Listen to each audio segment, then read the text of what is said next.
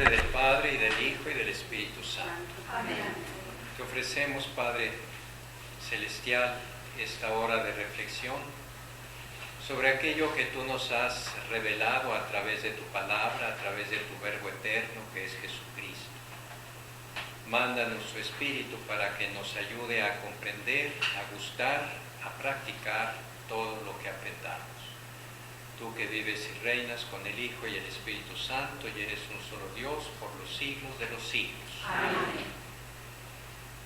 Bien, este artículo del primer capítulo se llama La moralidad de los actos humanos.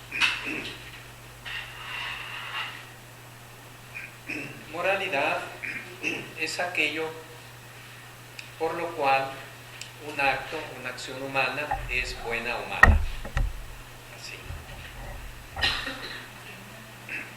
A veces en esta cultura contemporánea anticatólica se ridiculiza mucho la palabra moral, incluso se le llama moralina y muchas cosas así que la ridiculizan. ¿Por qué? Porque el mundo, que quiere siempre obrar como se le antoja, las gentes que están alejadas de Dios, de la verdad, que siguen filosofías, ideologías, manera de pensar ajenas a la fe, pues sienten como una opresión el que la Iglesia tenga una moral y que la inculque a sus fieles. Pero la palabra moral no es más que, les decía, la manera como uno obra. Viene de las costumbres, de la manera de actuar, de lo que uno hace.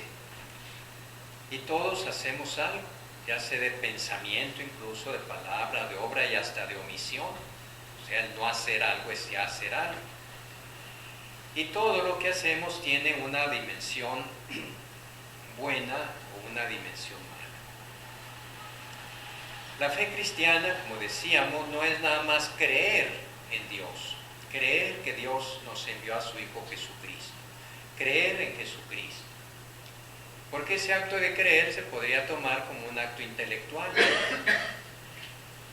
Un acto del conocimiento de aquellos misterios que el Señor nos ha revelado. Pero ese conocimiento de nada serviría si no bajara al terreno de las acciones, si no nos inspirara, si no se expresara a través de un estilo de vida. A través de un estilo de vida. De manera que el cristianismo es creer en Dios, pero también es seguir la voluntad de Dios en nuestra vida. O sea, obrar de acuerdo con la voluntad de Dios. Y ese obrar de acuerdo o en desacuerdo con la voluntad de Dios es lo que nos hace buenos o malos. Es lo que nos hace dignos de estar con Dios o alejados de Dios. Es lo que nos hace justos o pecadores. Y ya sabemos que el destino final de un justo, es decir, que uno vive en gracia de Dios y practica el bien, es la vida eterna con Dios. Pero el que se aleja de eso y practica el mal en todas sus manifestaciones y muere de esa manera, queda apartado de Dios. También tiene vida eterna. Y ojalá y no fuera eterna, porque es una vida terrible, una vida de vacío espantoso, puesto que fuimos hechos por Dios para gozar de Él, de su infinita felicidad, y quedarnos sin eso es lo más terrible que pueda suceder. Y eso no lo comprendemos porque en este mundo las cosas, los bienes materiales, nos suplen de alguna manera a Dios. De alguna manera suplen a Dios, aunque esto suene feo. Muchos dirán, ¿yo para qué necesito a Dios? Yo tengo casa, tengo comida, tengo dinero, tengo mis aparatos electrónicos que me gustan, tengo un buen coche, etcétera, ¿no? Tengo salud. Como que aparentemente no necesitan a Dios. Pero cuando todo eso se acaba, porque se acaba, ineludiblemente se acaba la vida, la salud, las fuerzas, el dinero, alguien que podía estar en el culmen de su carrera artística, aclamado por multitudes, de repente muere de un infarto.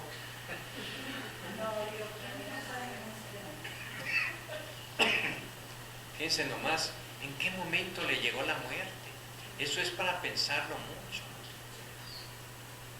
Cuando todo el mundo tenía una gira extraordinaria por muchas ciudades de Estados Unidos, después iban a ir a México, se presentaban ante multitudes de 10, 15, 20 mil espectadores, con orquestas de 100, 150 acompañantes.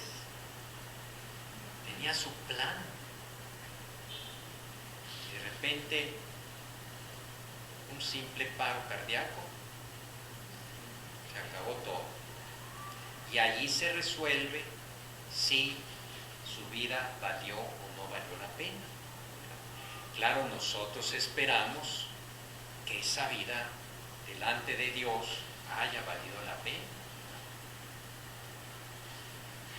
Que su fe, que su vida de generosidad hacia el prójimo, hacia los pobres, haya sido un mérito delante de Dios, siempre que estuviera unido a Cristo por la fe. Fíjense cómo lo que parece que en este mundo nos hace no necesitar a Dios, de repente se acaba. Ahora bien, para que un acto sea moralmente bueno o moralmente malo, es necesaria una cualidad que el hombre tiene por esencia, por naturaleza: la libertad. Sin libertad no hay acción buena ni acción mala. Por eso los animales no son pecadores, aunque sean unas hienas así feroces, unos leones que salten y se coman a la gente, no, porque ahí no hay libertad. No hay libertad. Ellos hacen eso porque tienen que hacer eso. Pero el hombre sí es un sujeto moral porque es libre para hacer eso o para no hacerlo. Cuando el hombre actúa de manera deliberada, el hombre es padre de sus propios actos, es responsable. Eso lo hice yo me hago responsable de eso. Los actos humanos, es decir, realizados libremente, después de un juicio de conciencia, aunque sea así rapidísimo, son calificables moralmente. ¿Son buenos o son malos? Los actos humanos, cualquier acción humana, libremente realizada, después de un juicio de conciencia. La conciencia siempre me dice: esto que voy a hacer es bueno o es malo. Entonces, la moralidad de los actos humanos, este número 1751 es una limita muy importante, no dejen de aprenderse. La moralidad de los actos humanos depende del qué, del para qué y del cómo. Del qué es lo que hago, cuál es el objeto elegido por mi voluntad.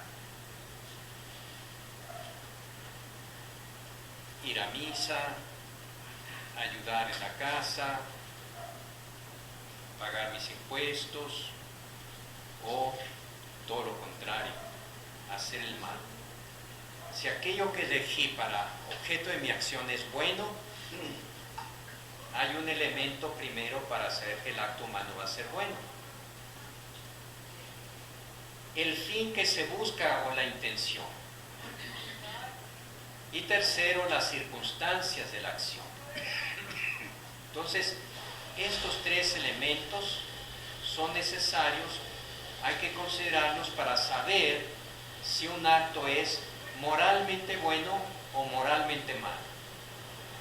Vamos a analizar. El objeto elegido, hacia el cual tiende nuestra voluntad, o sea, lo que hacemos libremente con la voluntad, es la materia de un acto humano. El objeto elegido especifica moralmente el acto de querer razón lo reconozca y lo juzgue. Es muy claro si vemos los ejemplos, ¿verdad? Si yo hago un bien a una persona que está necesitada y le ayudo con mis recursos económicos hasta donde pueda, ese hecho es bueno. Entonces ya está calificando de buena mi acción, pero no se apuren, no se apresuren, todavía no está completa la acción para saber si es buena o mala. Puede ser una acción buena, pero hecha con mala intención. Por ejemplo, si yo voy a dar una cantidad a una persona y llamo a los fotógrafos del Heraldo, vengan a retratar para que vean que la gente, que yo soy muy bueno, entonces allí ¿cuál es la intención que yo tengo? No es ni de ayudar a él, ni de agradar a Dios, ni de cumplir con un mandamiento del amor, es simplemente darme aquello. Entonces, una mala intención puede hacer mala una buena acción. No más que una buena acción no puede hacer buena una mala acción, no es lo contrario. Porque hay un principio que dice el fin no justifica los medios. Si yo hago un mal por una buena intención, esa obra es mala, sigue siendo mala. Y si hago una obra buena con una mala intención, esa vicia, echa a perder la obra buena.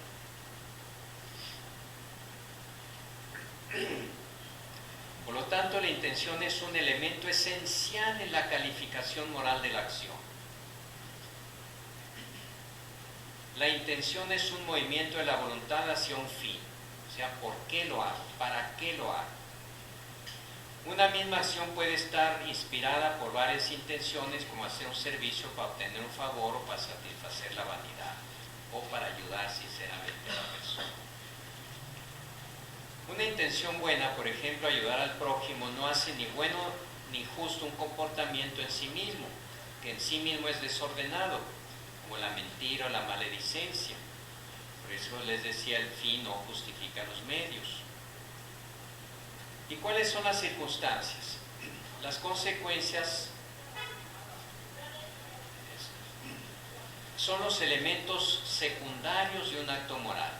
Contribuyen a agravar o disminuir la bondad o la malicia moral de los actos. Y eso pues todos lo sabemos, ¿no? Las mismas leyes humanas reconocen agravantes o atenuantes de una acción mala que uno comete.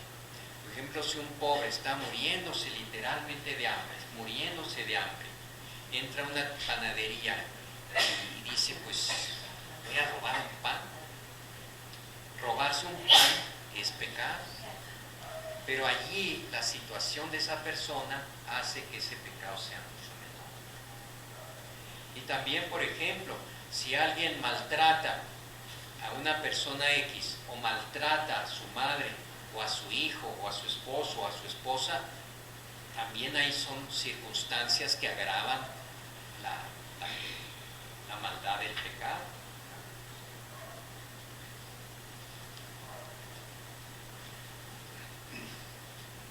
No es lo mismo, por ejemplo, robarse un peso que 1.000.000 de pesos.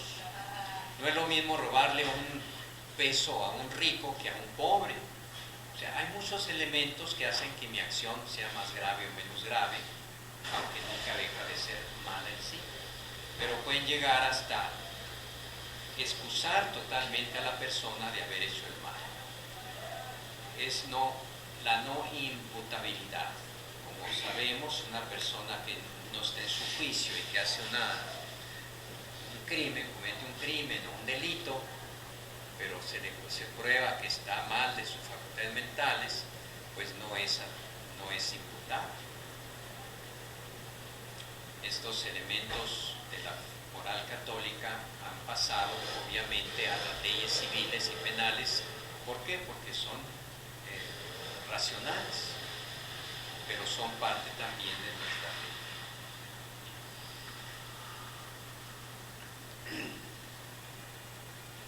Por lo tanto, un acto moralmente bueno, para que sea bueno moralmente, supone a la vez la bondad del objeto, de lo que se hace, del fin con que lo hace uno y de las circunstancias que hay alrededor de él. Una finalidad mala corrompe una acción aunque sea buena, como orar y ayunar. Como decía Jesús, cuando ayunes no te despeines así para que la gente vea que andas muriéndote de hambre, luego con la cara larga, unas ojeras, te las pintas ahí para que vean que ayunaste. Dice, ya tuvieron su recompensa en eso, el Padre Celestial no les va a tomar en cuenta esa acción, porque su finalidad de ayunar era la vanidad, era que lo alabaran, que lo reconocieran, que pensaran que era bueno.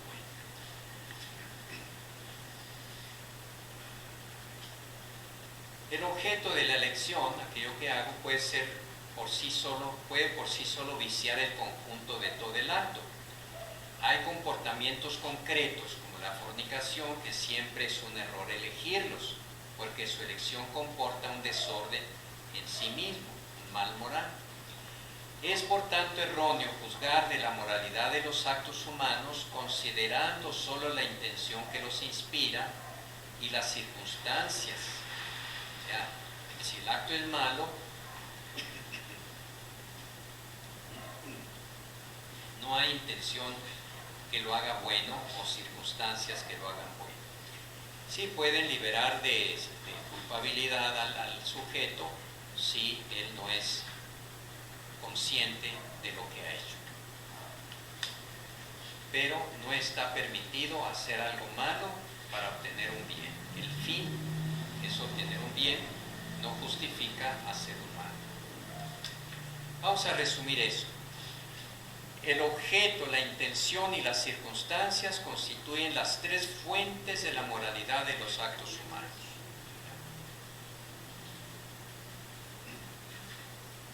Podríamos decir que para un cristiano no hay acciones neutras. Todo lo que uno hace en gracia de Dios es bueno o es malo y la pierde. El objeto elegido especifica moralmente el acto de la voluntad, según que la razón lo reconozca y lo juzgue como bueno o malo. Sí puede ser, desde luego, que uno se equivoque, haciendo algo malo que uno creía que era bueno. ¿Cuántas veces nos equivocamos? Por ejemplo, viene un muchacho, me pide dinero, le doy, y resulta que era para drogarse. Si yo he sabido que era para drogarse, no se lo doy. El acto en sí fue malo en sí, porque lo ayudó a drogarse, pero yo no lo sabía. Entonces, el acto sigue siendo malo, pero a mí me disculpa por una ignorancia invencible. Ahora, si es una ignorancia por mi culpa, porque no investigo, porque no pregunto, entonces también yo soy responsable. No se puede justificar una acción mala por el hecho de que la intención sea buena. Repetimos, el fin no justifica los medios.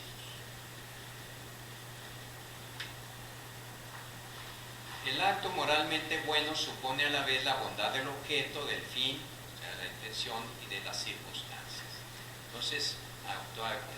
Hay comportamientos concretos cuya elección es siempre errada porque ésta comporta un desorden de la voluntad, es decir, un mal moral. No está permitido hacer un mal para obtener un bien. ¿Tuvo claro eso? Son elementos de moral general. ¿Cuántas veces uno se ve en circunstancias en que no es fácil saberlo, verdad? ¿Haría bien o haré bien si hago esto? Bueno, pues en ese caso uno hace lo mejor que puede y puede ser que esa circunstancia lo dispense de un pecado porque uno no tenía esa mala intención.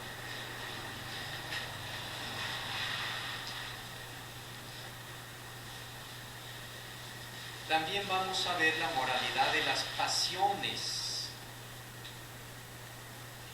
La persona humana se ordena a la bienaventuranza porque recuerden que en el trasfondo de toda la moralidad cristiana y toda su obrar está la búsqueda de la felicidad. Lo que buscamos siempre en el fondo al obrar, al hacer esto, aquello es la felicidad. Uno que se droga o se emborracha busca la felicidad porque se va a sentir a gusto, contento con aquello, pero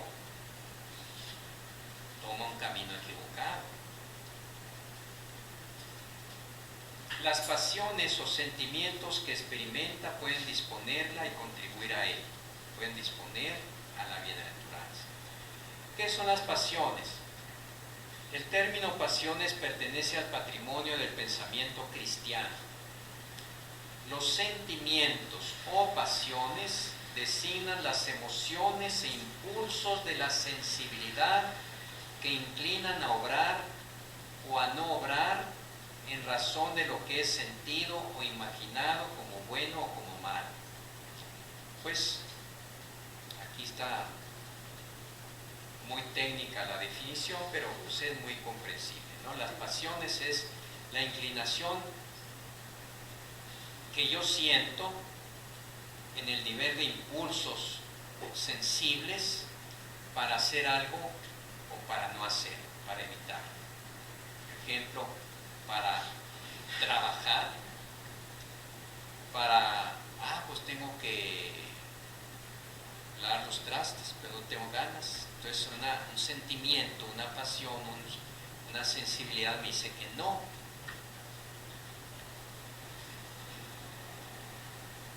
Porque percibo aquello como un mal para mí, porque estoy cansado o no tengo ganas o no me gusta lavar los platos, entonces no los quiero lavar.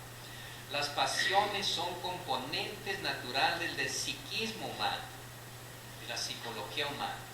Constituyen el lugar de paso y aseguran el vínculo entre la vida sensible y la vida del espíritu.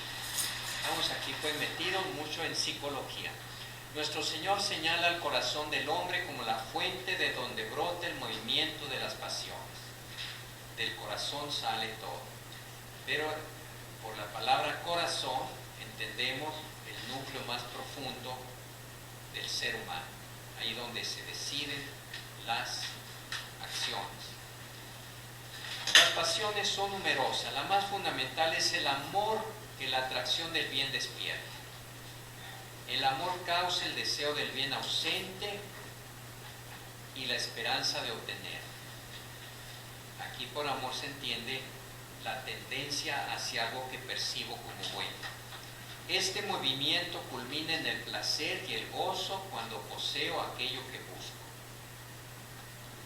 Hacer una buena cena, ir al cine a ver una película, allí está una atracción que siento sensible hacia aquello que me va a dar una satisfacción.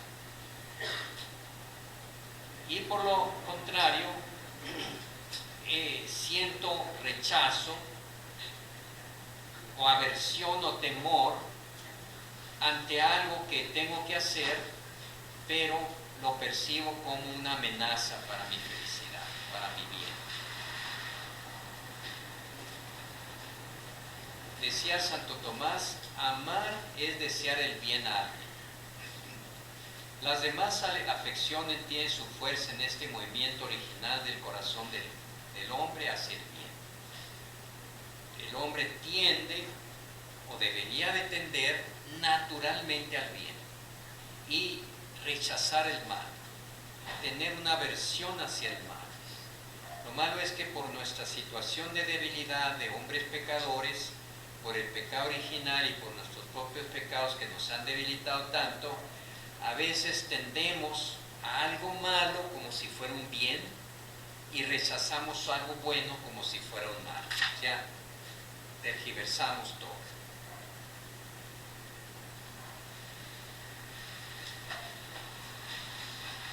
¿Las pasiones son buenas o malas? Pues no son buenas ni malas, depende de lo que sea aquello que las atrae. Si las atrae algo malo, pues son malas. Si las atrae algo bueno, son buenas. Pero las pasiones son necesarias. El hombre necesita esa atracción. Es inevitable que sienta esa atracción hacia algo que percibe como bueno. ¿Qué relación hay entre las pasiones y la vida moral? Como les decía, no son ni buenas ni malas. Serán buenas o malas en la medida que dependan de la razón y de la voluntad. Se llaman voluntarias o porque están ordenadas por la voluntad o porque la voluntad no se opone a ellas.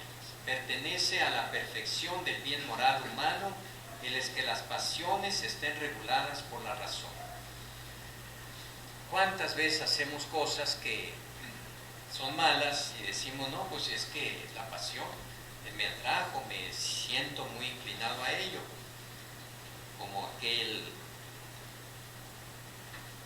maestro que le decía a los alumnos pues, que no anduvieran con esa conducta desordenada en sus fiestas, y ellos se justifican diciendo, profesor, pues son las hormonas de la juventud que nos hierven y nos llevan al placer, aunque sea equivocado, pero nos gusta. ¿Cómo vamos a impedir, a oponernos a la fuerza de las hormonas? Y él les dijo, ¿y qué, no tienen también neuronas? ¿Que no tienen racionalidad?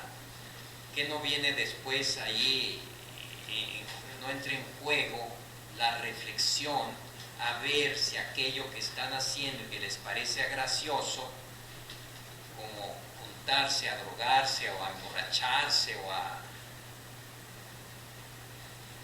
un libertinaje sexual, que son las hormonas, según ustedes, las que los llevan a eso, la pasión que los atrae hacia eso, pero entonces tiene que actuar la razón, expresada aquí por las neuronas del cerebro, que le tienen que decir al joven, oye, pues piénsalo bien, eso te gustará mucho, te hará pasar un rato a todo dar, pero vas a hacer el bien, te vas a afectar a ti, te vas a dañar, vas a dañar a otros, etcétera, etcétera. Y entonces dice, caray, pues sí, pensando una cosa y otra, creo que mejor, muchachos, ahí nos vemos, yo no le entro.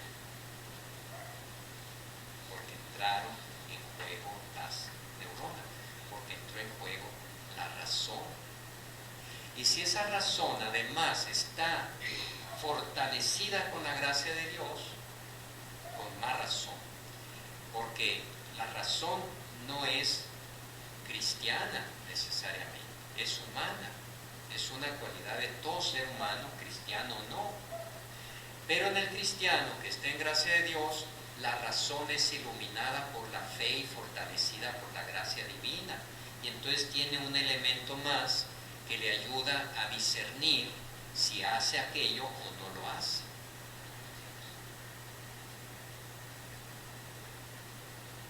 Padre, yo cuando pienso en alguien muy apasionado así, bueno, si está bien ponerlo en este caso, me acuerdo de San Pablo, que lo admiro, ¿verdad?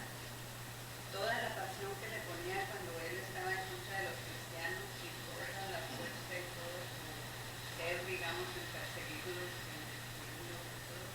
Cuando ya nuestro Señor se le apareció y, bueno, ya cambió, puso toda esa pasión también para dar a Cristo. Sí, eso nos hace ver que los hombres más completos son los apasionados, ¿verdad? Los que hacen las cosas con una gran pasión. Claro que se puede equivocar y hacer el mal con mucha pasión, apasionadamente, pero para hacer el bien también se necesita apasionarse. El primero puso sus pasiones, como dice usted, al servicio del mal, de la persecución de los cristianos. Pero después esas mismas pasiones o ese mismo temperamento apasionado que él tenía, lo puso al servicio del Señor, al servicio del bien, al servicio de la iglesia. Y por eso hizo algo. Un hombre apasionado que no sabe escoger el bien es muy dañino. Pero un hombre apasionado por el bien es muy benéfico porque hace las cosas con muchas ganas, le mete ganas, como decimos, le echa ganas. Le sorprendió al Papa Francisco esa expresión, échale ganas, en aquel niño que habló allá en Chiapas. Entonces, las pasiones son parte del ser humano. Una persona que no se apasiona por nada, un muchacho ni por una muchacha, ni por una carrera, ni por una actividad de servicio, por nada, es un apático que no hace nada. Tiene ambición de Nada. Las pasiones son buenas siempre porque son fuerza, como la fuerza del agua, que si se canaliza bien, produce energía, produce electricidad, mientras que si no se conduce bien, inundan y anegan y matan.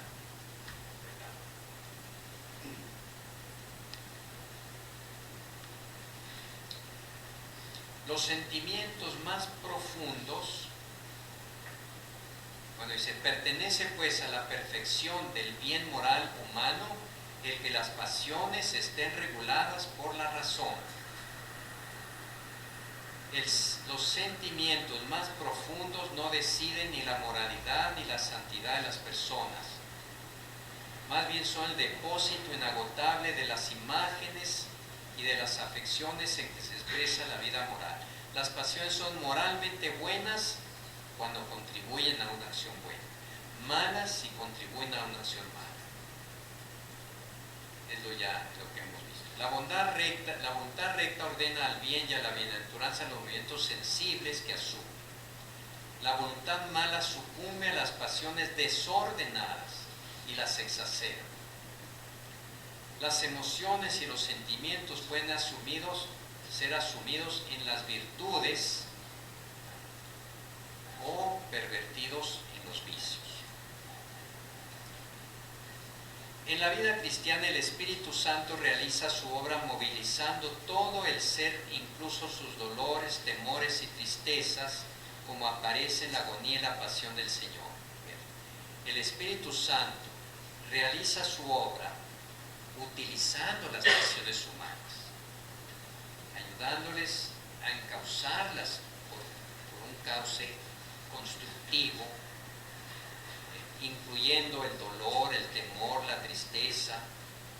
Todo eso el Espíritu Santo nos ayuda a aprovechar esos sentimientos y esas pasiones para un bien.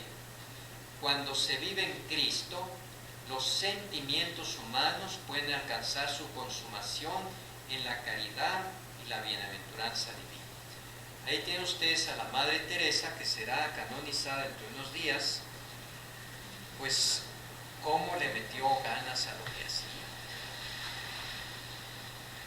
Se entregó pero de cuerpo entero al cuidado de los pobres, de los más pobres, de los más abandonados, de los más olvidados de la sociedad.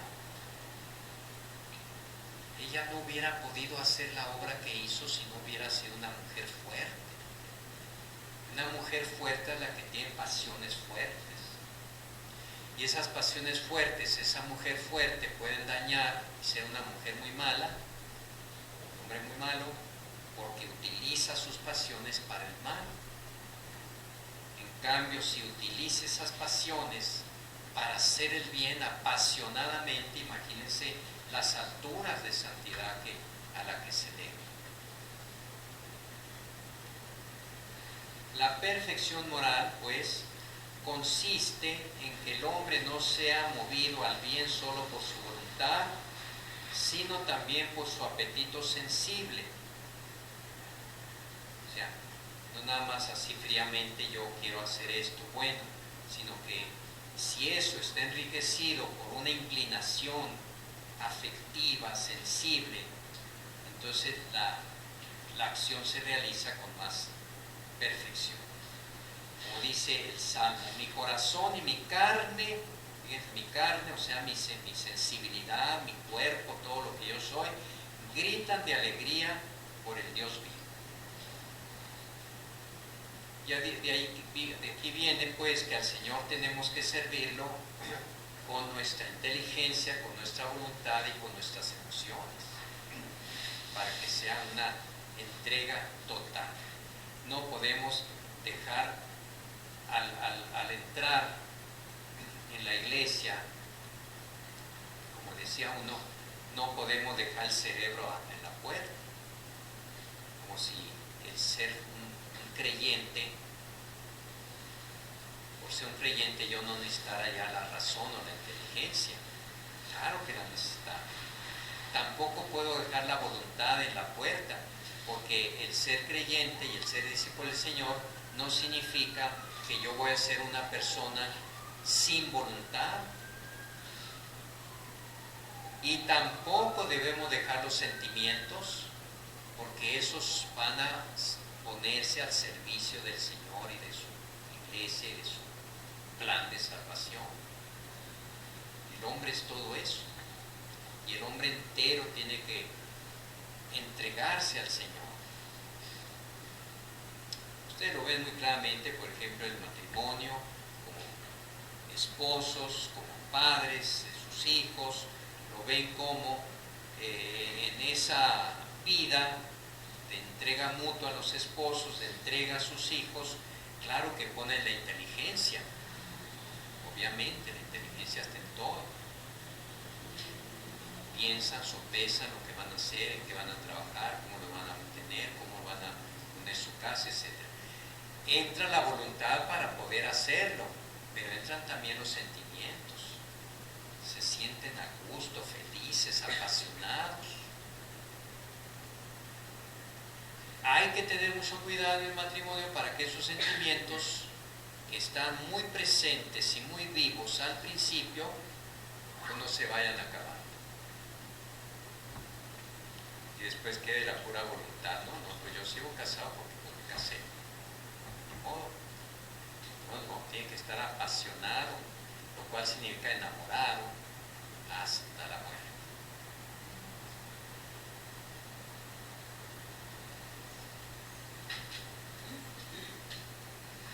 Entonces, el término pasiones designa los afectos y los sentimientos. O sea, eso que nos hace vibrar físicamente por algo. Enamorando de una persona, escogiendo un trabajo, una misión, una acción de servicio. Tiene que emocionarme, tiene que interesarme. Y esas emociones, por medio de esas emociones, el hombre intuye lo que es bueno y lo que es malo. Ejemplos de pasiones son el amor, el odio, el deseo, el temor, la alegría, la tristeza, la ira. Aún el odio, el temor, la tristeza y la ira, que son pasiones negativas, diría, pueden tenerse si se encausan correctamente. El Señor, que era perfecto en su humanidad, que tenía un equilibrio absoluto entre su inteligencia, su voluntad y sus pasiones, llegó a sentir ira ante las injusticias o ante la corrupción, y por eso corrió con una soga, con un azote a los vendedores del templo. Estaba pero furioso Jesús, furioso. De que cuando nos enojemos, el solo hecho de enojarnos no quiere decir que está mal o bien. Hay que ver por qué nos enojamos, al servicio de qué está ese enojo, y que no se va a pasar de la raya. Estoy muy enojado con este señor, lo voy a matar. No, cálmese. El enojo, la ira, tiene que encauzarse de una manera constructiva. Tristeza por el pecado, temor al infierno, odio al mal.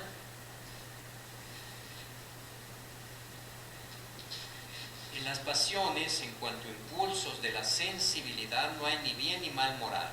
El simple impulso pues es algo natural. Pero según dependan o no de la razón y de la voluntad, o sea, cuando las toma por su cuenta la razón y la voluntad y las pone al servicio del bien, las pasiones son buenas. Las pone al servicio del mal, las pasiones son malas.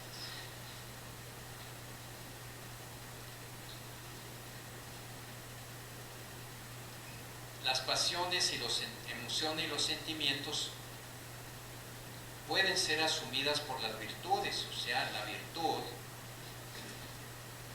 la bondad de una persona, el amor, el bien, puede ser enriquecido por las emociones y sentimientos, como les decía. O sea, sentir aquello que aquello le llena, lo satisface, le gusta.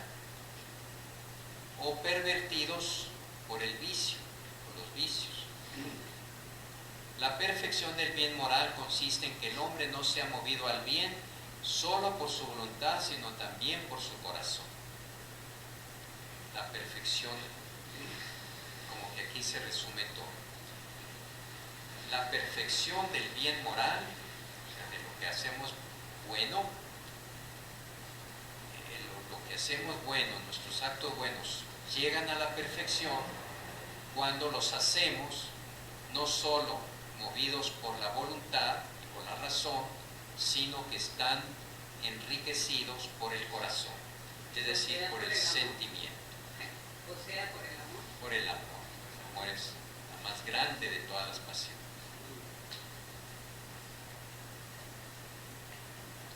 ¿Cómo la vieron? Muy bien. Yo nomás no me imaginaba cómo podía el odio encauzarse, Sí, ¿verdad? Pero si es odio por las cosas malas. exactamente.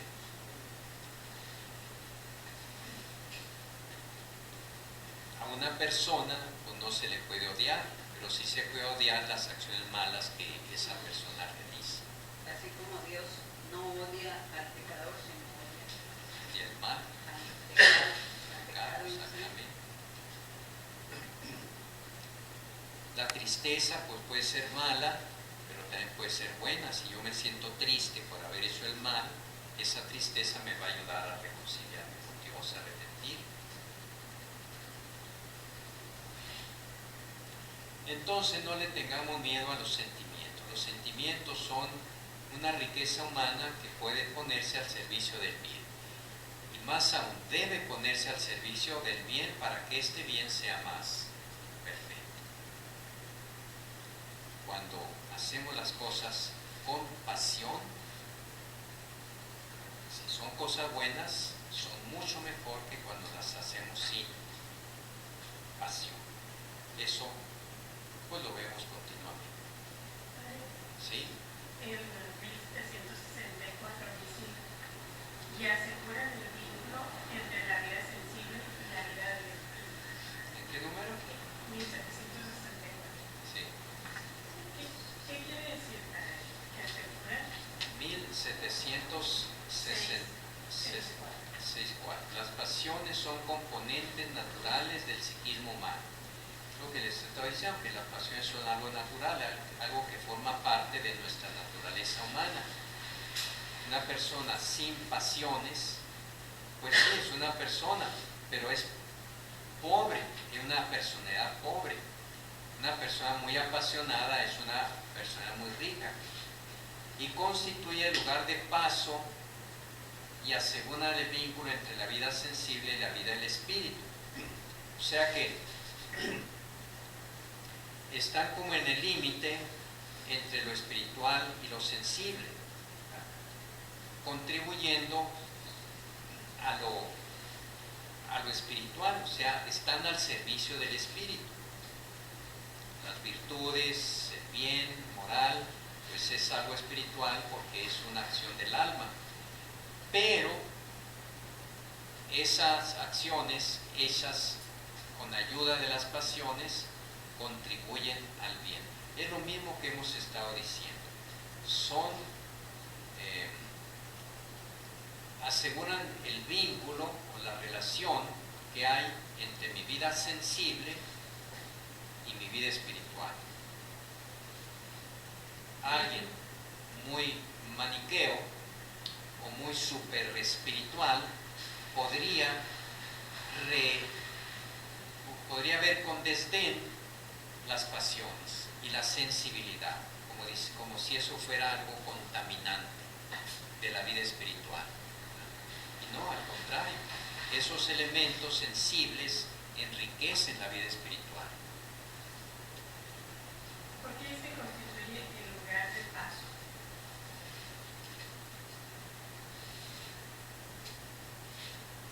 El lugar de paso, porque yo no entiendo que es lo que une, lo que hace que el hombre puramente natural se relacione con el hombre espiritual, dándole a las pasiones una categoría más allá de la que tiene por sí misma como algo puramente humano, sino que da origen o abre la puerta hacia lo espiritual. El lugar de paso. Constituyen el lugar de paso porque aseguran la relación entre esa vida sensible y la vida espiritual.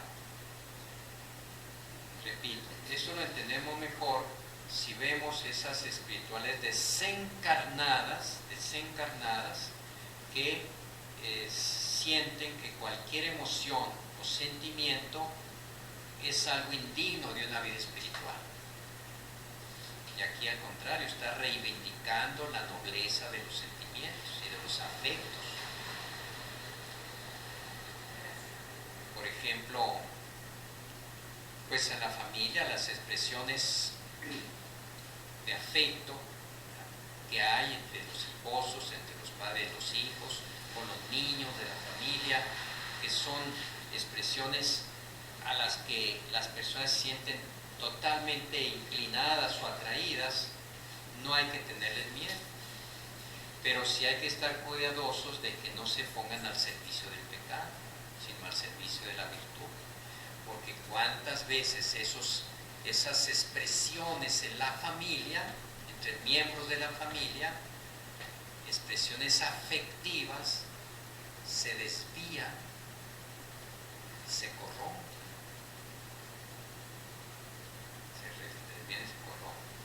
¿Cuántas veces es en la familia donde los niños a veces sufren más abuso? Porque esa inclinación natural que se siente a acogerlos, a apapacharlos, a acariciarlos, que es natural y Jesús lo hacía con los niños, se puede pervertir y convertir en el desfogue de una pasión insana.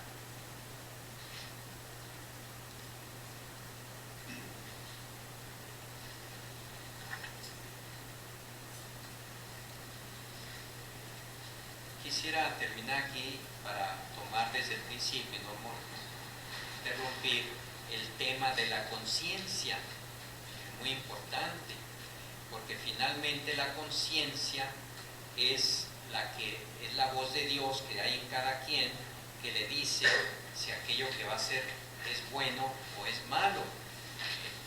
Pero qué requisitos se debe tener la conciencia para cumplir ese objetivo. Porque la conciencia puede estar mal formada, puede estar deformada y puede justificarme cosas injustificables.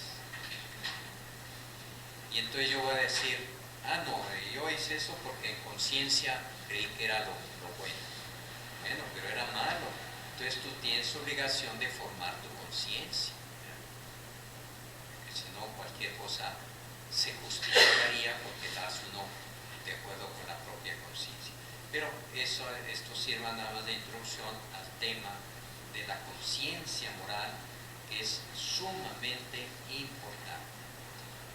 Dictamen de la conciencia, la formación de la conciencia, el decidir en conciencia y el juicio erróneo cuando nos equivocamos, aunque obremos a conciencia. Padre, una pregunta. Sí. Nada más, eso de la conciencia de uno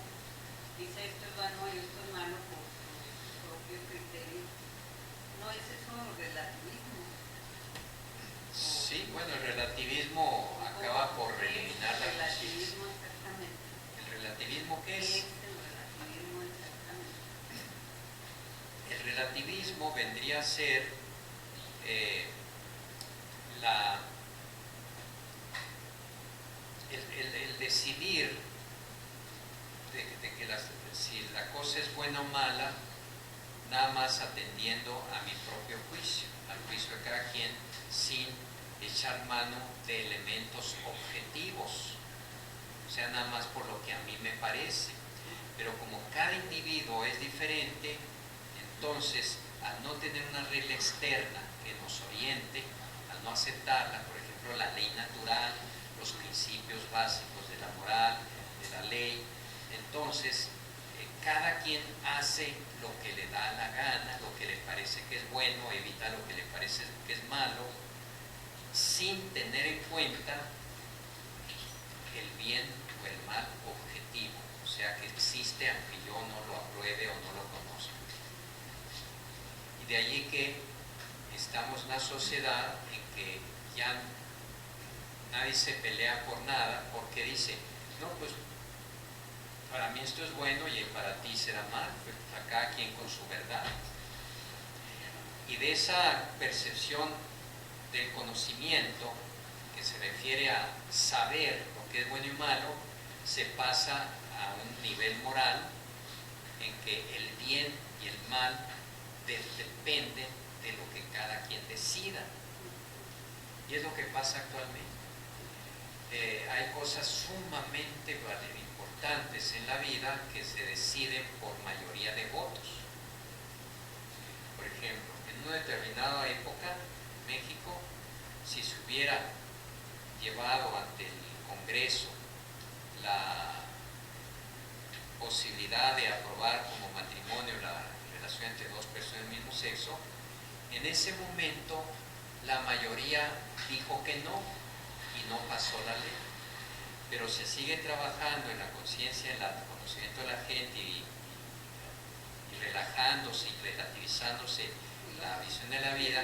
Entonces llega un momento en que al volver a votar ya hay mayoría entre los, y no solo entre los que quieren el matrimonio homosexual, sino el que dicen yo no lo quiero para mí, pero si alguien lo quiere, pues allá es, ¿verdad? Cada quien lo suyo, cada quien su propia opinión. Ese es el relativismo actual, muy extenso. Pero no da de acuerdo con la moral. No, porque la moral se basa en reglas objetivas, eternas de la naturaleza, de la ley divina y de la naturaleza humana. Como decía alguien, yo no estoy de acuerdo con el amor, pero si alguien lo practica, pues yo respeto la conciencia de cada quien. Dice, es lo mismo que dijera, yo no estoy de acuerdo con que maten a un diputado, pero si alguien lo hace, pues la conciencia de cada quien yo la respeto. ¿Verdad que no? Pues sí, Quiere decir que está aplicando muy subjetivamente una regla según se le ocurre a una cosa, pero no la aplica a la otra. Pero hay un principio, no matar, que se aplica lo mismo al aborto que a matar a un diputado. Y como ese principio se olvida y se niega, entonces cada quien decide si es bueno abortar o si es bueno o malo matar a un diputado. Entonces va a decir, no matar a un diputado, claro que es malo, pero es bueno abortar, eso no tiene nada que ver. ¿Por qué? Porque no está atendiendo a una ley objetiva que dice no matar, una ley natural, sino que él está decidiendo por sí mismo lo bueno o lo malo de esa acción.